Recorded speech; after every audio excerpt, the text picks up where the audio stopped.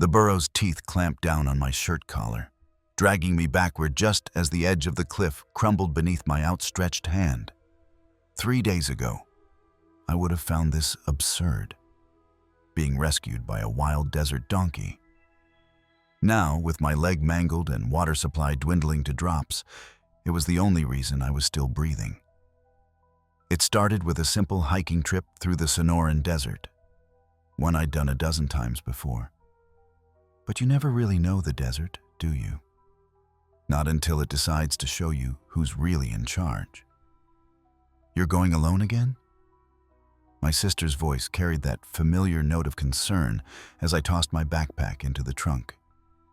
After what happened to those hikers last summer, I slammed the trunk shut with more force than necessary. That was different, Jules. They went off trail in July. It's April, temperatures are perfect, and I know this route like the back of my hand. She handed me the water jug I'd left on the porch. At least take the satellite phone this time. I patted my pack. Already packed. Plus emergency beacon, first aid kit, extra water. I'm practically a walking REI store. The weight of my pack confirmed it. 42 pounds of gear for a 3-day solo trek. The truth was, I needed this trip, 3 months since Sarah had walked out, taking the dog and leaving behind half-empty closets and a silence that felt like a physical presence in my house. The desert wouldn't ask how I was doing or if I'd started dating again. It would just be there.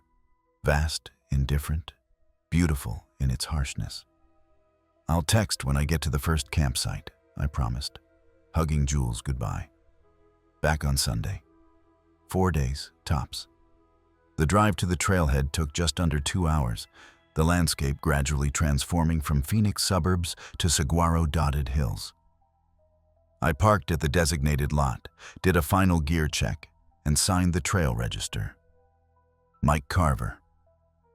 April 12th, 3 nights. Black Rock Trail to Eagle Point Loop, solo. The first 5 miles went exactly as planned. The trail wound through blooming brittlebush and ocotillo, their red flower tips like matches struck against the blue sky. Lizards scurried across sun-baked rocks, freezing when they noticed my footsteps. Every step felt like shrugging off a weight. Deadlines, failed relationships, the constant ping of emails and notifications all fell away with each mile. By noon, sweat had soaked through my moisture-wicking shirt, sticking it to my back beneath the pack. I stopped in a rare patch of shade thrown by a cluster of boulders, gulping water and checking my GPS. Just another 2 miles to the first campsite, an alcove nestled against a rock face with a seasonal spring nearby. That's when I first heard it. A soft, rhythmic clopping sound coming from somewhere to my left, off trail. Then a braying noise that echoed slightly against the rocks. I knew there were wild burros in these parts, descendants of pack animals abandoned by miners a century ago. But I'd never encountered one this close to the trail. Curious, I stepped carefully toward the sound, camera ready. Around a bend in a dry wash stood a light gray burro, medium-sized with darker points on its ears and muzzle. It was alone, which seemed unusual. They typically moved in small groups. Its right front leg was raised slightly, not quite touching the ground. "Hey there," I said softly, keeping my distance. The burro's ears swiveled toward me, but it didn't bolt. Instead, it regarded me with those large, liquid eyes that somehow seemed both wary and intelligent. I noticed then what had drawn my attention. The animal's raised hoof had a cactus pad stuck to it. Dozens of spines embedded in the soft tissue above the hoof. Even from here, I could see the swelling. Every wilderness training course I'd ever taken advised against approaching injured wildlife. They're unpredictable, dangerous when in pain. But watching the burro try to take a step, then wince and raise the leg again, something in me couldn't just walk away. "I can help with that," I said, knowing it couldn't understand me, but hoping my tone conveyed something. "But you'll have to trust me." I set my pack down and retrieved the first aid kit. With slow, deliberate movements, I edged closer, speaking in a soft monotone the entire time. The burro watched me, ears twitching, but remained still. Whether from curiosity or because movement was painful, I couldn't tell. When I was about 10 feet away, it snorted and took a hobbling step backward. "It's okay," I murmured, crouching to appear less threatening. "I just want to look." 5 minutes passed in this strange standoff. Me slowly inching forward, the burro allowing me to get closer before retreating just enough to maintain a safe distance. Finally, I had an idea. I pulled out a granola bar, broke off a piece, and placed it on a flat rock between us. The burro's nostrils flared as it caught the scent. Hunger apparently outweighing caution, it took halting steps forward, favoring the injured leg. As it crunched the granola, I eased sideways, not directly approaching but gradually closing the gap. By the time it had finished the treat, I was close enough to see the individual spines, at least 30 of them, embedded in a painful-looking patch of inflamed skin. "This is going to hurt," I warned, "but then it'll feel better." With a swift but gentle movement, I closed the final distance and grasped the main pad of the cactus with my multi-tool pliers. The burro jerked, started to pull away, then, astonishingly, went still as I pulled the bulk of the pad free. It exhaled heavily through its nostrils, but didn't kick or run. The remaining spines were the real problem. One by one, I extracted them with tweezers, speaking constantly in that same reassuring tone I'd use for a frightened child. Halfway through, the burro's head had lowered, its breath warm against my arm, as though watching the procedure with interest. When I finished, I applied a small amount of antibiotic ointment. Probably unnecessary, but it made me feel better. The entire process had taken nearly 40 minutes. "All done," I announced, backing away. "Good as new. Well, it'll be sore, but no more spines." The burro tested its weight on the hoof, seemed to find it acceptable, and then did something unexpected. It stepped toward me, nose extended, and sniffed thoroughly at my hands, my pack, my camera. "Sorry, no more granola," I laughed. "I need that for myself." As if understanding, the burro turned and walked away, still with a slight limp, but moving more freely. I watched until it disappeared around a bend in the wash, then checked my watch. The delay meant I'd be setting up camp in the dimming light. I needed to get moving. Back on the trail, I made good time to the campsite, arriving just as the sun slipped behind the western ridgeline. I set up my tent, filtered water from the spring, thankfully still flowing this time of year, and heated a freeze-dried meal on my pocket stove. As darkness wrapped around the desert, the temperature dropped rapidly, and I pulled on a fleece before settling against a boulder to watch the stars appear. The vastness of the night sky always puts things in perspective. Sarah leaving had felt world-ending 3 months ago. Under this ancient sky, it seemed like just a small bend in a much longer trail. I was halfway through this comforting thought when I heard it again. The distinctive clip-clop of hooves on stone. Turning my headlamp toward the sound, 2 reflective eyes shone back from the darkness at the edge of my camp. The burro had followed me. "You can't be serious," I said aloud. "Did you follow my scent for 2 miles?" The animal approached the edge of my camp and stopped, as if respecting some invisible boundary. In the harsh beam of the headlamp, it looked ghostly, almost mythical. A desert spirit materialized from the darkness. "I don't have much to share," I warned, but found myself breaking off a piece of the protein bar I'd been saving for breakfast. I placed it on a flat stone and backed away. The burro approached cautiously, ate the offering, then simply stayed at. It found a flat spot about 20 feet from my tent and folded its legs beneath itself. Settling down like this had been the plan all along. "Suit yourself," I muttered, crawling into my tent. "Just don't expect room service in the morning." I fell asleep to the strange but somehow comforting sound of the burro's regular breathing in the desert night. Morning arrived with that particular desert clarity. Sharp light, cool air, and absolute stillness. I unzipped the tent to find my visitor still there, now grazing on a sparse patch of desert grasses. "Persistent, aren't you?"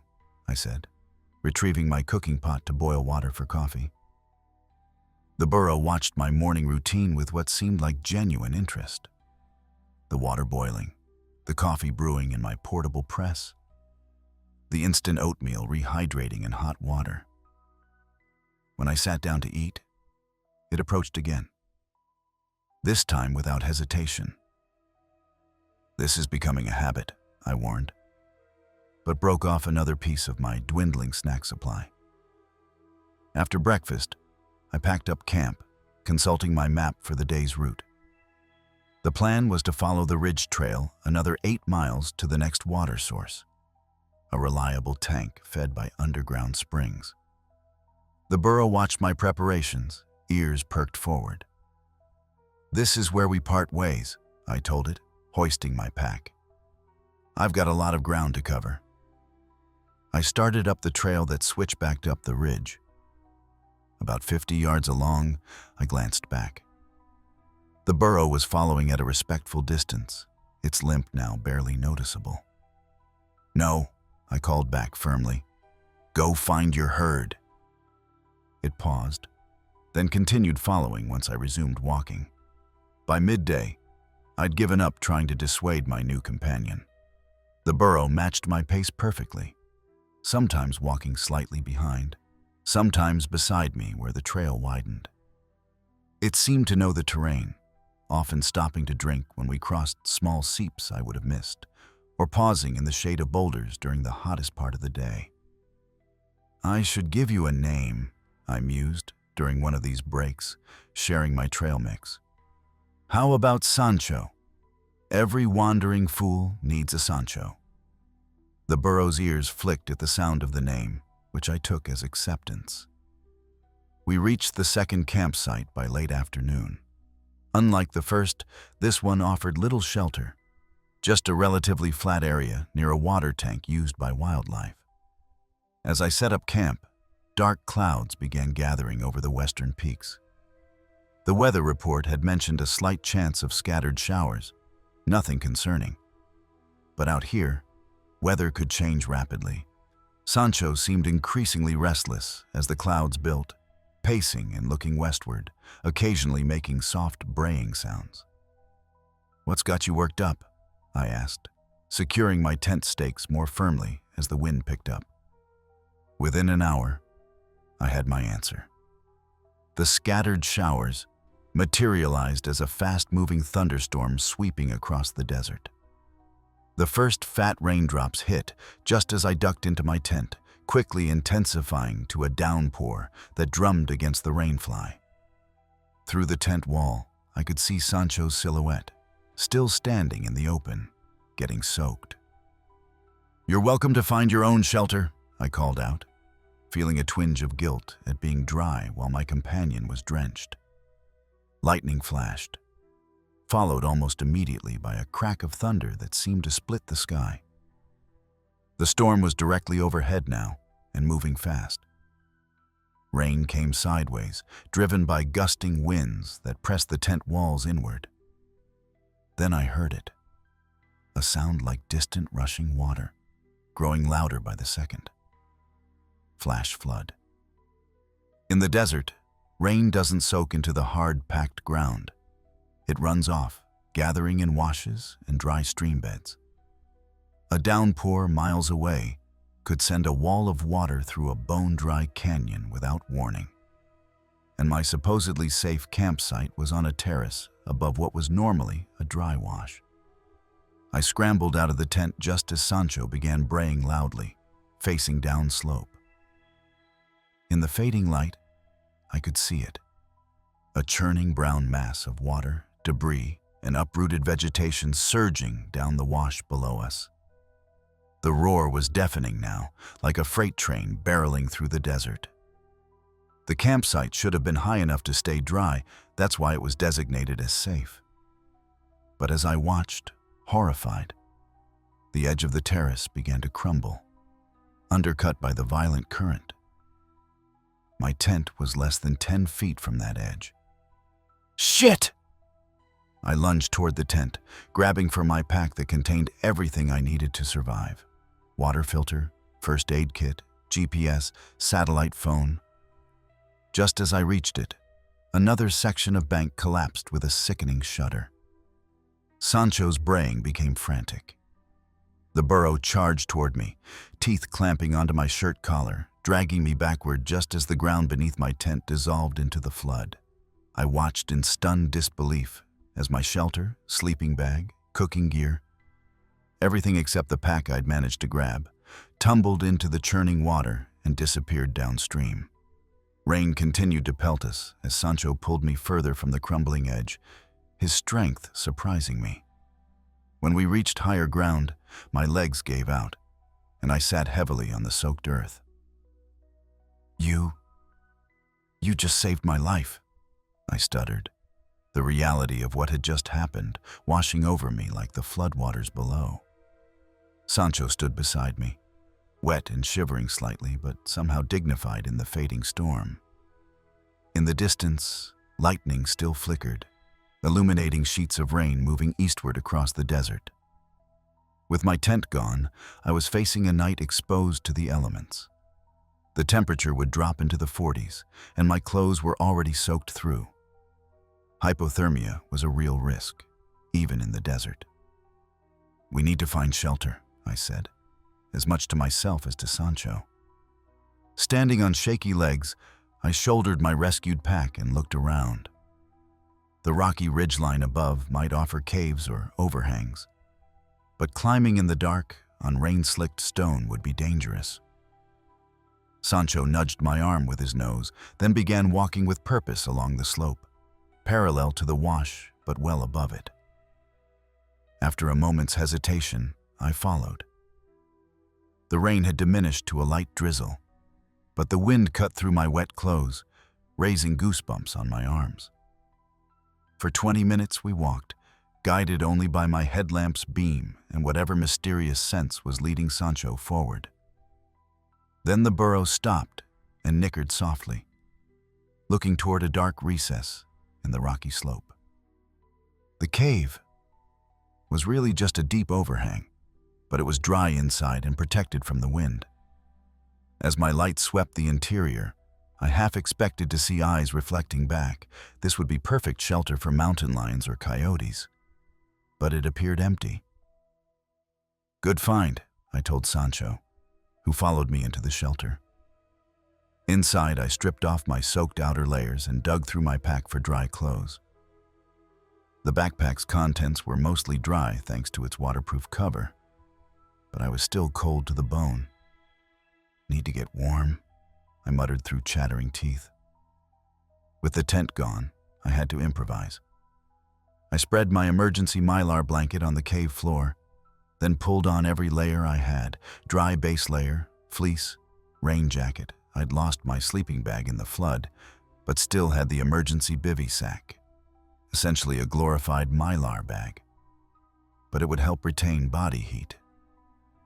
Sancho watched this process with those intelligent eyes, then did something remarkable. He lowered himself to the ground beside me, pressing his warm body against my side. The burro's body temperature had to be around 100 degrees, higher than human normal, and the heat radiating through his damp coat was immediately noticeable. "Thank you," I whispered, too tired and cold to feel strange about cuddling with a wild donkey. I pulled the bivy sack around as much of myself as possible and pressed closer to Sancho's warmth. Outside, the storm moved on, leaving behind the soft patter of dripping water and the occasional distant rumble of thunder.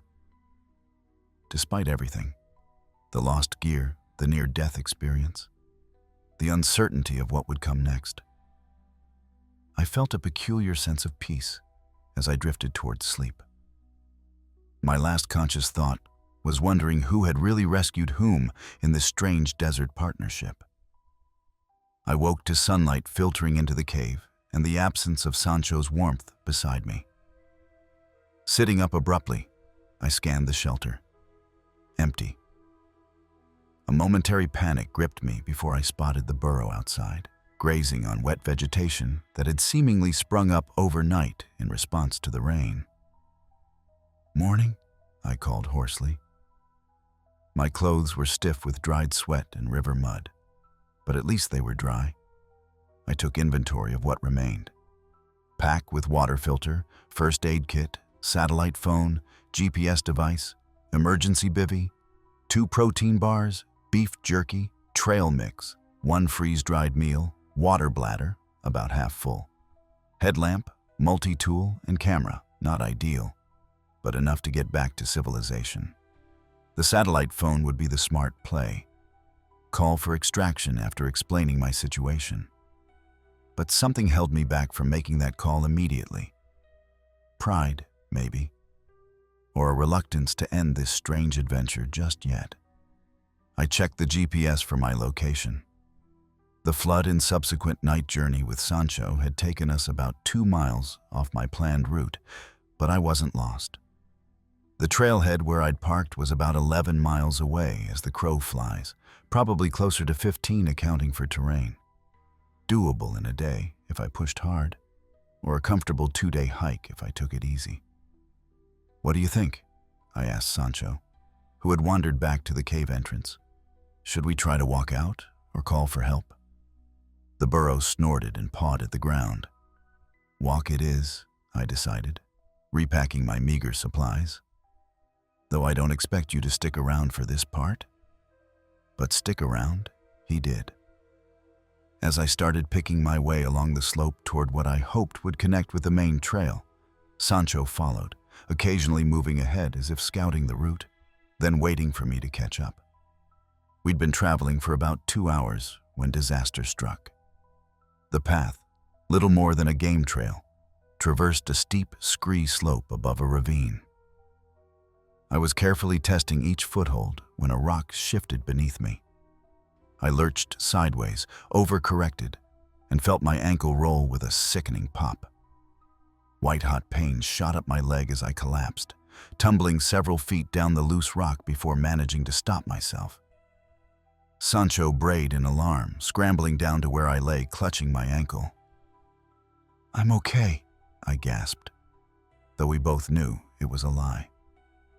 I sat up carefully and assessed the damage.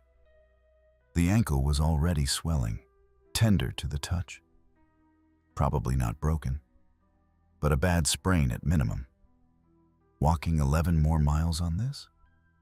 Not happening. Time for the satellite phone. I reached for my pack and felt my heart drop. It was gone, likely dislodged during my fall and now somewhere in the field of scree that spread down the slope. "No, no, no," I muttered, scanning the rocks below. Nothing visible. I tried to stand and nearly blacked out from the pain. Sancho moved closer, standing steady beside me like a living crutch. Grabbing his coarse mane, I pulled myself up to balance on my good leg. "Thanks, but we've got a problem," I told him, as if he could understand the gravity of our situation. "I need to find that pack." For the next hour, I hobbled painfully across the slope, supporting myself against Sancho when possible, crawling when not, searching for any sign of the pack. Nothing. It had either wedged itself somewhere invisible from above or tumbled all the way to the bottom of the ravine. By midday, the reality of my situation was impossible to ignore. I was injured in the back country with no tent, no sleeping bag, no food, no water filter, and most critically, no way to call for help. The spring sun, welcoming earlier, now beat down mercilessly. Dehydration would become a serious threat within hours. "We need to get to water," I told Sancho. According to my mental map, there should be a seasonal stream about 2 miles east, assuming last night's rain had filled it. But 2 miles might as well be 20 on this ankle. Sancho watched as I tore strips from my t-shirt to bind the swollen joint as tightly as I could bear. Then, using a sturdy branch as a makeshift staff, I began the agonizing process of walking. Each step sent shockwaves of pain from ankle to hip. Sweat beaded on my forehead, then dripped into my eyes, stinging with salt. After 20 minutes, I'd covered maybe a quarter mile and was already exhausted. "This isn't working," I admitted, sinking down on a boulder. The water bladder I'd been carrying in my jacket pocket was now half empty. Once it was gone, I had no reliable way to purify more. Sancho had stayed with me, patiently matching my glacial pace. Now he stood nearby, ears twitching, watching me with what almost seemed like concern.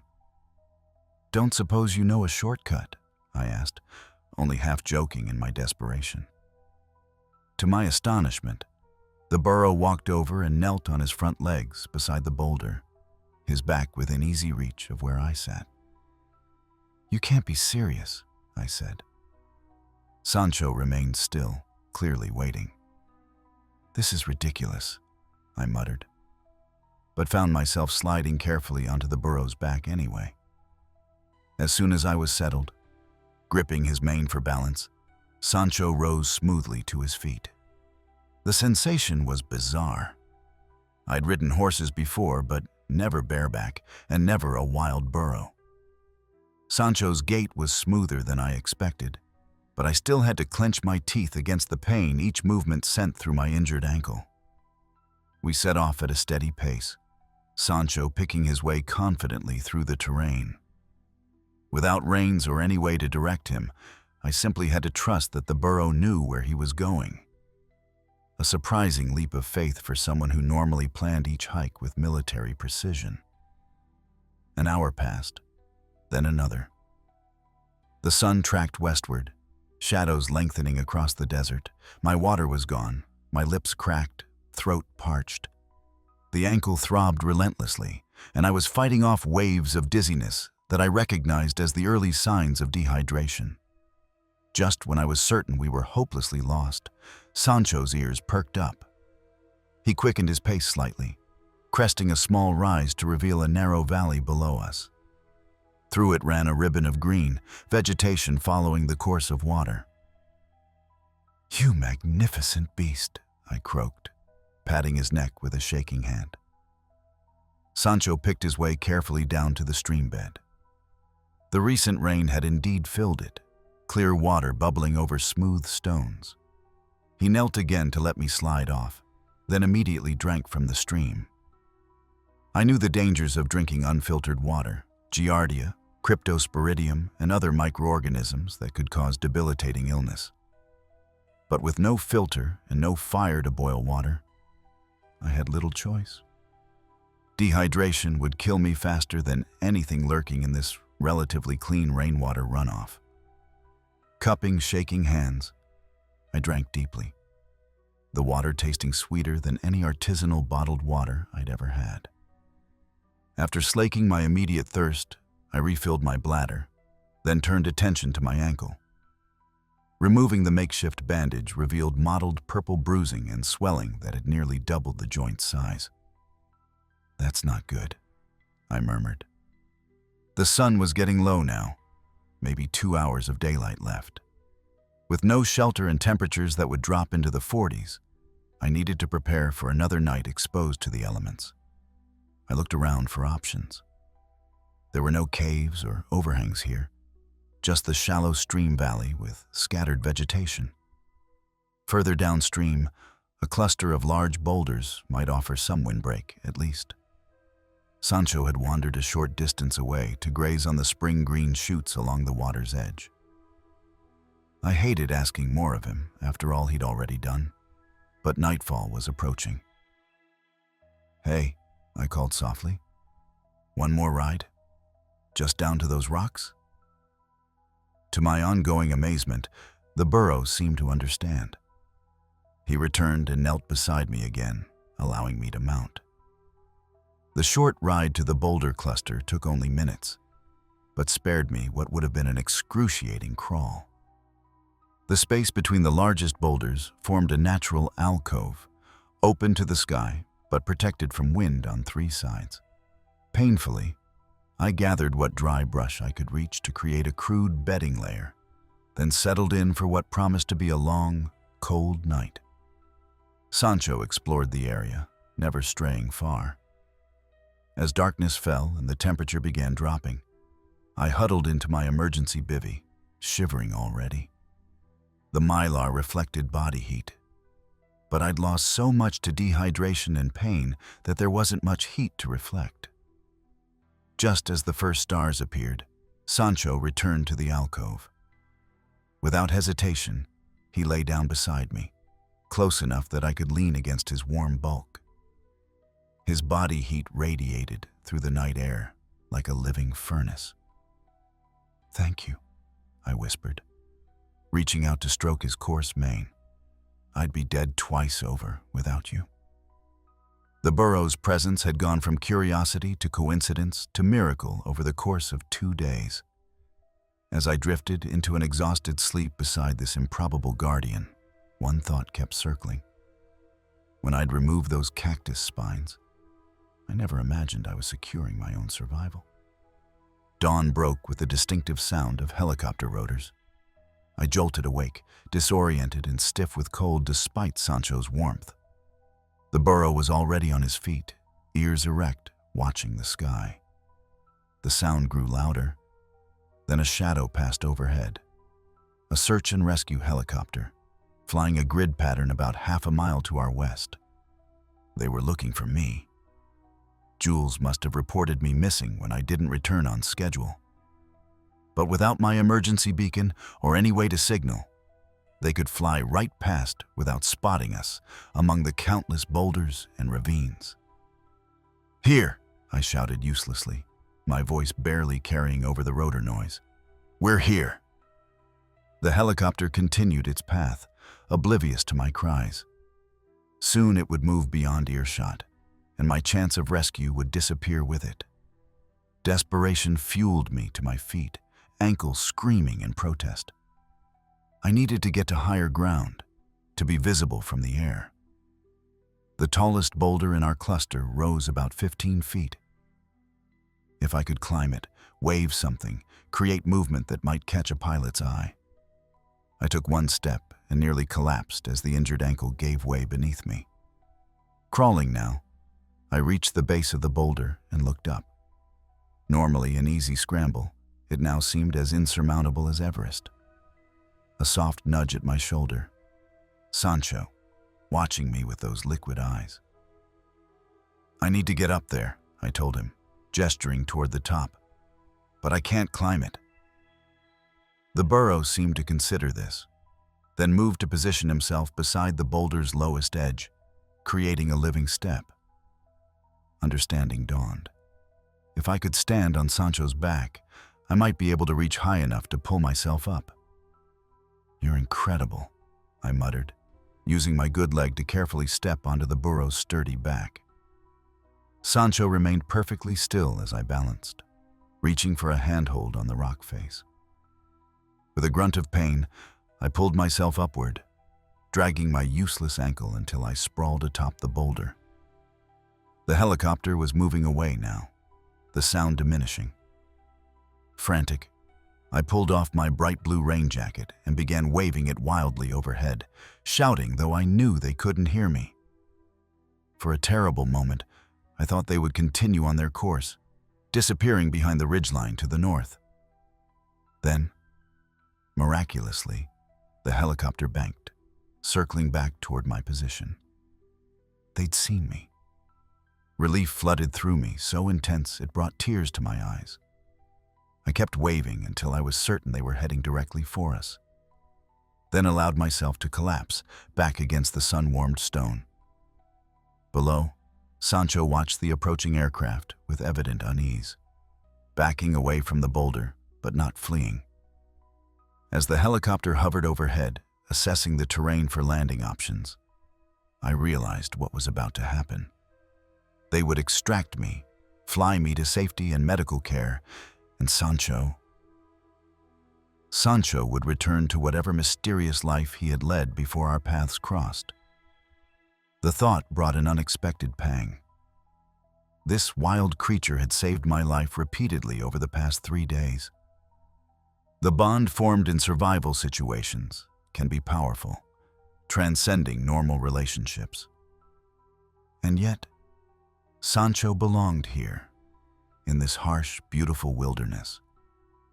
The helicopter touched down about 100 yards away in a relatively flat area along the stream bed. 2 rescue personnel emerged, scanning until they spotted me atop the boulder. They jogged toward me, medical kits in hand. "Mr. Carver?" the first rescuer called up. "Michael Carver?" "That's me," I confirmed, relief making my voice shake. "Your sister reported you overdue yesterday evening," the woman explained as her partner began assessing how to get me down safely. "We found your vehicle at the trailhead, but no sign of you along your registered route." "Flash flood took my camp," I explained. "Lost most of my gear. Sprained my ankle badly trying to hike out." "We'll get you down and check that ankle," the male rescuer said, already unfolding a collapsible stretcher. "Then straight to the hospital for proper evaluation." As they worked out a plan to reach me, I looked around for Sancho. The Burro had retreated to a safe distance from the helicopter, but hadn't disappeared. He stood watching the proceedings with what I could only describe as concerned attention. "There's something else," I said as the rescuers prepared to help me down. "That Burro over there, he's the only reason I'm alive. He found me shelter, kept me warm, carried me to water when I couldn't walk." The rescuers exchanged glances that clearly questioned my mental state. "A wild burro?" the woman asked skeptically. "They don't generally approach humans, let alone help them." "This one's different," I insisted. I helped him first, removed cactus spines from his hoof. Then he stayed with me, through everything. They nodded in the way people do when humoring someone they suspect of being delirious. Perhaps I was. 3 days of exposure, injury, and dehydration could certainly affect one's perception of reality. With professional efficiency, they helped me down from the boulder and onto the stretcher, stabilizing my ankle and starting an IV for fluids. As they prepared to carry me to the helicopter, I called out, "Wait, just one moment, please." They paused, exchanging another look, but respecting my request. Painfully, I propped myself up on the stretcher and looked toward where Sancho still stood. "Thank you," I called out, feeling simultaneously foolish and certain that it mattered. "I wouldn't have made it without you." The Burro's ears flicked forward at the sound of my voice. For a long moment, he stood perfectly still. Then, with deliberate steps, he approached the stretcher, ignoring the rescuer's startled movements. Sancho stopped beside me, lowered his head, and gently pressed his muzzle against my outstretched hand in a gesture that felt unmistakably like goodbye. "You should go find your herd now," I told him softly. "I'll be okay." With a final nudge of his velvety nose against my palm, the Burro turned and trotted away, disappearing into the desert landscape that had nearly claimed my life. As the rescuers lifted the stretcher and began the short journey to the helicopter, I kept my eyes fixed on the spot where Sancho had vanished. The encounter felt dreamlike already, a wild creature choosing to help a human in distress, forming a bond that transcended species. Had it really happened that way? Or had isolation and trauma colored my perception, anthropomorphizing natural animal behaviors into something more meaningful? I didn't know. But as the helicopter lifted off, carrying me back towards civilization, medical care, and the comfortable world I'd temporarily left behind, one thing was certain. The desert had shown me who was really in charge. And it wasn't humans with our carefully planned routes and satellite technology. It was the ancient, harsh power of the land itself. And sometimes, the unexpected allies it sent to remind us of our place in the greater order of things.